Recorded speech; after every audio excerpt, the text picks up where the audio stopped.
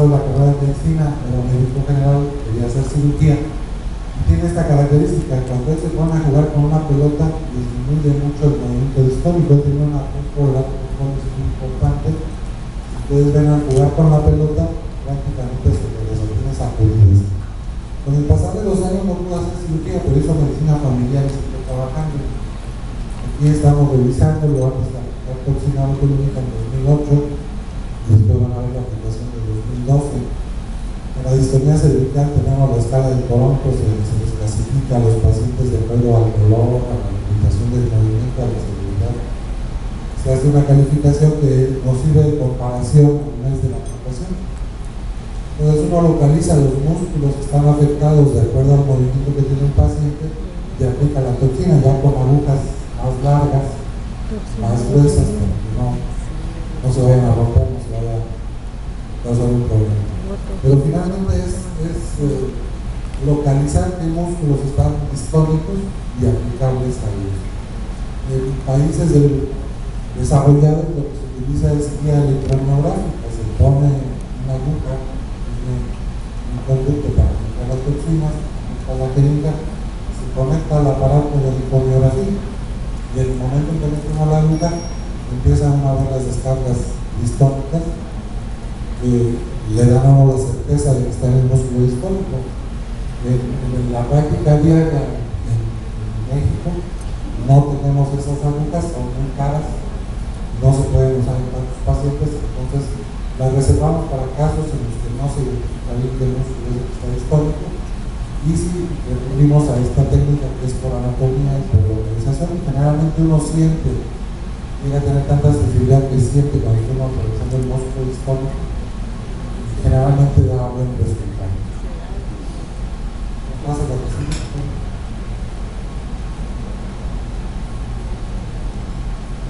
Hay distonías que se llaman acción ocular específica.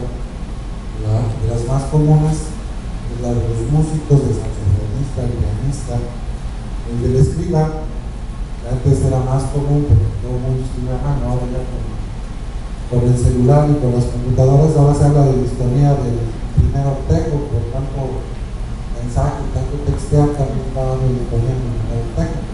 Pero es una distonía acción específica. Solamente cuando el paciente hace la actividad presenta la contracción anormal de los músculos. Aquí le cuesta mucho trabajo escribir. Si vieron la primera parte del video era cómo escribía su letra, cómo hacía su letra.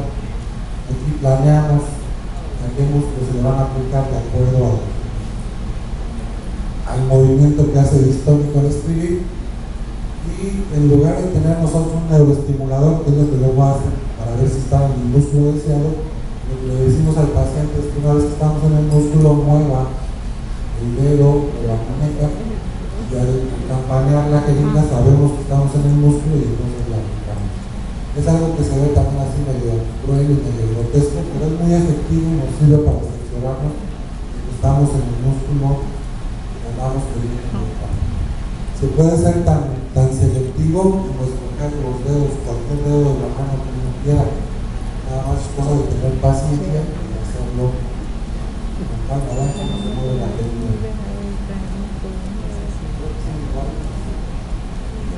Las distonías oromandibulares son también muy dramáticas. Por ejemplo, si ven esta paciente, tiene macroglóstica, de tanto movimiento que tiene en la lengua, que tiene la lengua hiperglóstica muy grande, prácticamente como tiene adherencia casi total, se lastima con el movimiento constante de la lengua y el roce de la misma, se va lastimando hasta llegar a sangrar a veces. Esta paciente al comer con el movimiento de la lengua escupía la comida, entonces empezó a bajar de peso, no tenía problemas. Vean la mirada que tiene de tristeza, de desesperación, es muy notorio. A ella le aplicamos toxina en la lengua y después le aplicamos toxina también en el complejo submandibular. Y vean la diferencia en el control. Yo lo que veo aquí es diferente, aparte que la lengua disminuye el tamaño, disminuye el movimiento, la mirada. La mirada es completamente diferente, cambia el brillo de los ojos. Y de hecho hicimos un trabajo de era la toxina antidepresiva, ahorita van a ver por qué en otros pacientes. Puede afectar la distonía a un miembro, en una extremidad. Por ejemplo, este paciente tenía una flexión, elevación del hombro, flexión del brazo, flexión de la mano, en estos movimientos. Entonces se le empezó a tratar también con toxina y poco a poco logramos mejorar el brazo. Después ahorita van a ver la aplicación, ya nada más que estábamos dando retoques al hombro, y este hombre era pintor de cuadros y paisajes. Estaba muy limitado también para sus actividades. Y es la misma técnica en todos, ¿no? Se localizan los músculos que están causándonos el problema, tenemos más elevación del hombro, ¿no? Entonces estábamos buscando ahí el elevador de la escápula, el trapecio superior vertical. Y los pacientes llegan a tener una funcionalidad bastante cercana a la normal. Realmente es una medida terapéutica que sí impacta en la calidad de vida de los pacientes. Ahí se va a ver un poquito del video de cómo está actualmente el paciente. Es dramático el cambio, porque cómo estaba con el brazo flexionado, prácticamente incapacitado. Ahí estamos poniendo los pectorales, todavía tiende a jalar el brazo hacia adentro un poco, entonces se le pone también la pectoral.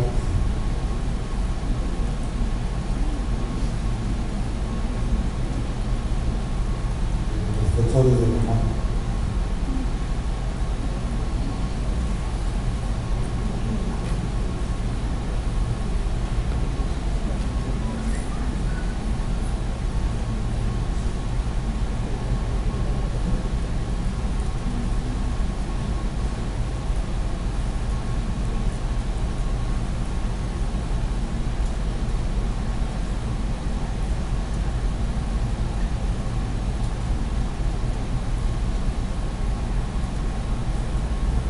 Quisiéramos que se viera a ver cómo está.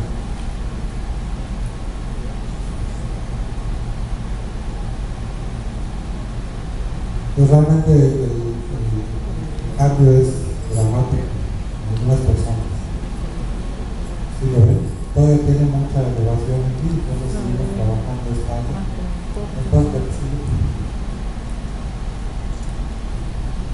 Otra utilidad, aparte de las distonías, es en los tics. Por ejemplo, el tic de Paulet.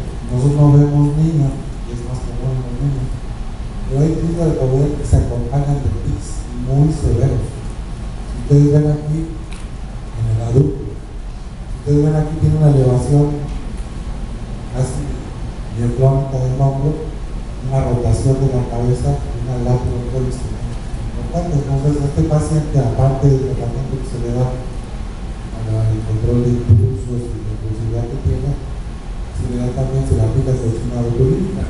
Este es el primer paciente con síndrome de Tourette que se operó aquí en México. Es que se le puso estimulador cerebral bilateral, un pacto, y la mejoría del movimiento fue muy relativa. Todavía se está ajustando los parámetros de la estimulación porque no tuvo el éxito que quisiera. Pero la toxina sí también le ayuda mucho, tenga tanto movimiento y tanto dolor. Les decía yo que la toxina es antidepresiva. Si le das a esto, por favor, que es antes de la aplicación, cuando llega la paciente a vernos, casi no se le nota, te hacemos maniobras para que ustedes los noten. Y ven, esta paciente es dramático, cómo llega el espasmo facial puede ser como consecuencia de una parálisis facial, una complicación también de una parálisis facial. Puede ser idiopático, pero vean qué dramático llega a ser una desviación bastante importante de la boca. Y vean cómo esta línea de aplicación a los 3 meses, vean cómo se ve. Todavía tiene un poquito de efecto de lo que tiene el estado. Les decía yo, así llegan los pacientes y ya después cuando vienen al control y ya no tienen espasmo, ya vienen labio pintado, sombra.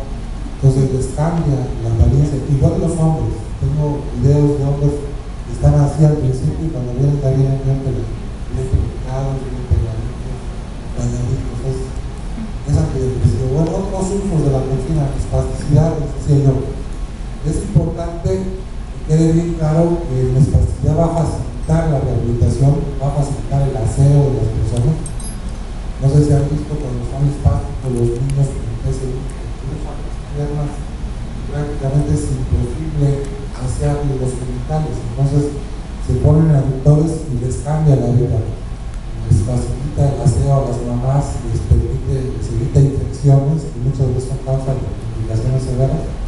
Entonces la espasticidad es un medicamento muy útil, pero siempre se debe acompañar de rehabilitación. Si ustedes le aplican a un paciente espástico de toxina botulínica, le debilitan el músculo, si no es seguido de un programa de rehabilitación, pues en mes y medio va a salir para ese espástico. Entonces, si sigue la rehabilitación, puede incluso evitar que tenga que rehabilitarse la toxina botulínica.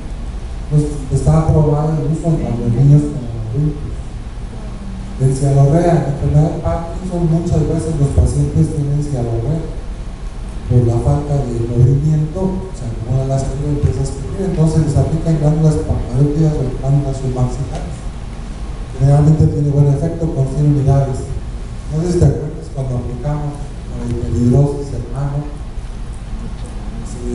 hay veces que los pacientes tienen de veras una incapacidad para hacer cosas por el sudor, les escurre el sudor en la mano. Entonces es una técnica muy sencilla, se hace un cuadriculado más o menos de 1 centímetro por lado y se va aplicando toxina mono intradérmica, tanto en las manos como en las axilas. Realmente es dramático el cambio. Esto lo saqué de internet, no son pacientes míos, pero vean, este paciente hasta tiene una mano que está feliz por el efecto. El bruxismo, que causa muchas veces lesión de piezas dentarias, también se le puede aplicar a los músculos temporales y a los más endémicos. Es la risa sardónica típica del tétano, ¿no? Otra indicación que hacemos en el hospital es lo que se llama síndrome de Frey. Cuando se opera la glándula parótida, los pacientes sufren lesión por la manipulación del nervio facial, y muchas veces tienen una disautonomía, empiezan a comer y empiezan a sudar también el cabello, les escurre el sudor, entonces es muy incómodo. Y aquí se hace igual, se toma una hemorragia de 1 centímetro y después de la aplicación les va muy bien la aplicación. Y la última diapositiva que traigo es que recientemente se aplicó también el uso de toxina botulínica en migraña crónica. La FDA acaba de aprobar el uso de toxina botulínica para el uso de migraña crónica y hasta ya tienen un video con la postulación de cómo actúa, es muy interesante. Yo realmente no soy muy creyente del uso de toxina en cefalea, pero finalmente hay compañeros que me tocan decir sí. No sé si tengan algún comentario, por mi parte es todo.